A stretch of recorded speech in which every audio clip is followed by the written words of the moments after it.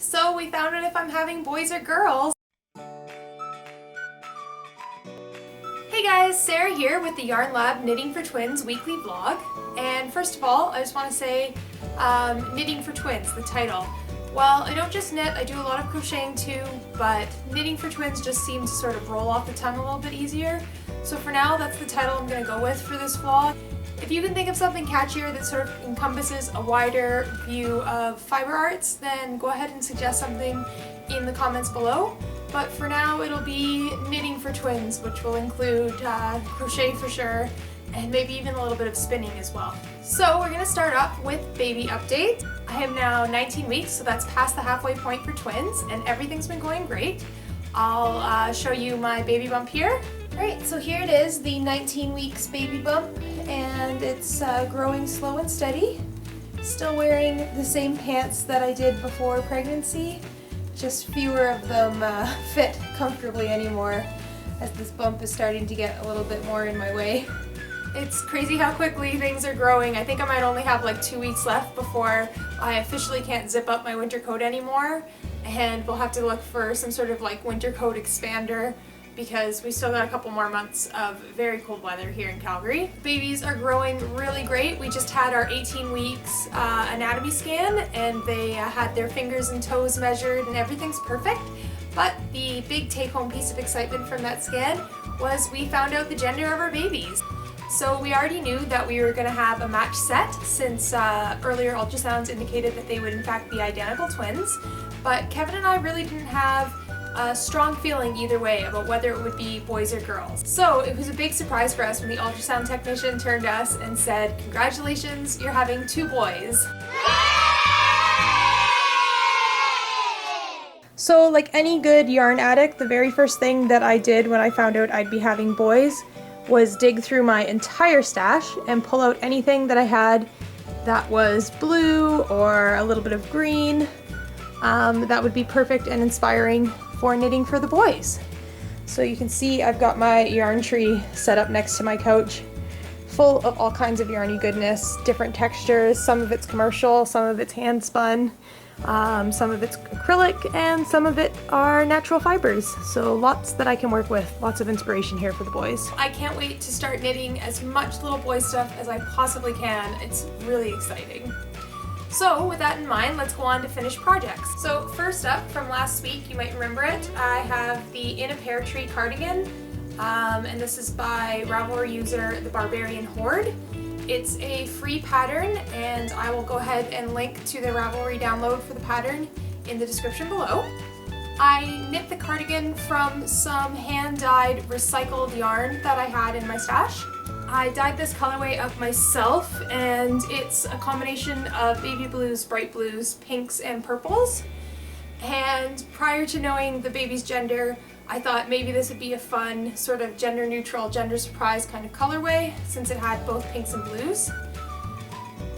But when I knit up the finished cardigan, I really think, although it is showing a little bit more blue on the camera right now, in real life it is quite pink and purple. So it's a little bit too girl. Since I have dyed this yarn once before, I do know that it takes color fairly well. It's got a high natural wool content as well as some nylon in it, which will also take up acid dyes. So I'm gonna go ahead and do a little over dyeing experiment to see if I can't get a dark blue with mottled sort of purples on it out of this sweater. And if I can get that to happen, then I'll go ahead and use my other skein to knit up another project for the other baby and over dye that one as well. So if you're interested at all in seeing how I'm going to go ahead and over dye this baby sweater, you should totally subscribe to my channel because I'll be uploading the video in which I either have dyeing success or failure later this week. Next up is this super cute rainbow spiral cushion. So the inspiration behind this cushion is that I really didn't want to do a nursery that was all pastel baby blues for boys, or if it had been girls, I didn't want to do an all pastel pink nursery for girls. I really like the idea of just doing bright colors, bright primary colors for a baby's room, and so I had some yarn in my stash that I thought would be perfect for that. This is yarn that I dyed and spun myself. I had 3 skeins of it, and you can see that it is a rainbow gradient colorway. And I had started this project for the cushion front a while ago. As for the yarn itself, like I said, this is hand dyed and hand spun. It's on the Knit Picks Wool of the Andes roving bear that you can buy from their website. So what I did was I took the bear roving and dyed it up into 6 distinct colors and then blended it on hand cards in order to create roll legs that would give me a gradient, like a slow gradient, throughout the color wheel. Spun that up as a single and then plied it with some undyed white single that I had, and it gave me a really great sort of color gradient yarn. And you can kind of see the full gradient here in the cake of the yarn. So we have purple, blue, green, yellow, orange, and red around the outside. And one skein, and I believe I've got about 140 yards on each skein, gave me enough to do this awesome spiral in a good size for a cushion. The white yarn and the contrast in the spiral is just Knit Picks Wool of the Andes Bear. It's the 100% superwash wool. And although I had started out the pillow topper for this a while ago, this week I started and finished the back, and it's just a growing circle in half double crochet, so really straightforward.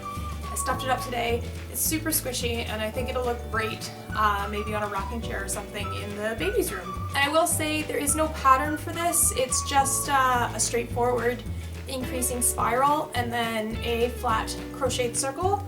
But if people are interested, I will go ahead and just write up the pattern and put it up for free on my blog. So next up I have a pair of crocheted slippers for myself, and I'll go ahead and show you what these look like.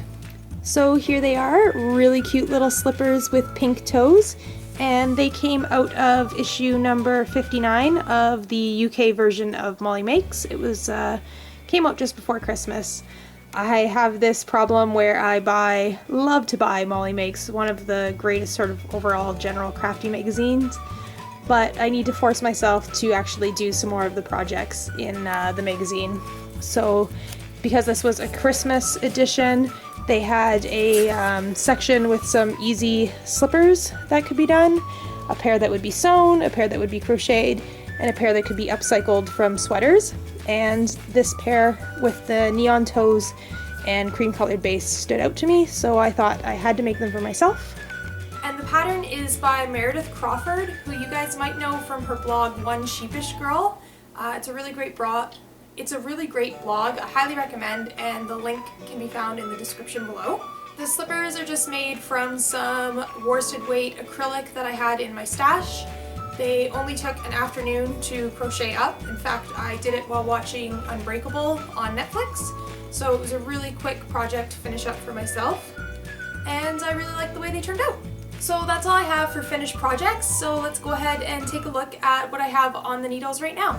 I've been pushing myself to be a little bit more creative in my knitting. I've been knitting for, I don't know, like 10, 15 years, as long as I can remember really. My grandmother taught me when I was a fairly young age, and I really got into knitting as a real hobby as opposed to just something that I knew how to do probably about 6-7 years ago.